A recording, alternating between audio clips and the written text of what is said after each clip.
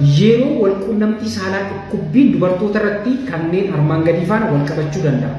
Tokko yoo irra keessa ta'e dhukkubbiin suni infekshinii kan akka fangaal infekshinii fangasii faana vulvoo vaajinaal kandidiyaasiis. Inni gara biraan immoo infekshinii baakteeriyaal vaajinoosis. Inni gara biraan immoo googuu wal quunnamtii saalaa faana gogiinsa yoo jiidhinsa hin qabu ta'ee inni kun immoo umurii faanas wal qabachuu danda'a. Galbuu hormoonii faana hormoonii akka istiroojiinii faana wal qabachuu danda'a. Inni gara biraan immoo episootoomii iskaarii faana wal qabachuu danda'a. Istiichii kana irra hojjetameef yoo ta'e yeroo dhiyoo hojjetameef faanas wal qabachuu danda'a.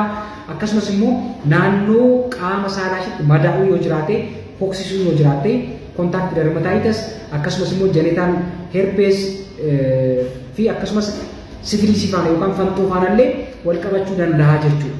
Inni gara biraan diippii yoo ta'e keessatti kan ishee dhukkuba yoo ta'e immoo pelvic inflammatory disease jennee kan waamamu kan jechuun PID kun immoo infekshinii gadameessaa fi ujumboo gadameessaa faana wal qabachuu danda'a.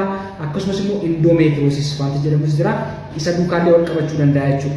Yeroo fincooftu immoo kan ishee gubu yoo ta'e immoo yeroo hedduu infekshinii ujumboo fincaanii faana infekshinii gadameessaa fi barrii gadameessaa faana akkasumas infekshinii afuuffee fincaanii faana wal qabachuu danda'a waan ta'eef dubartoonni wanta akkasii isinitti dhaga'amu yookaan mallattoo akkasii qabdanii mana yaalaa deemtanii sababa isaa adda baastanii sababa sanaaf immoo yaala gaarii argachuu qabdu isiniin jedha.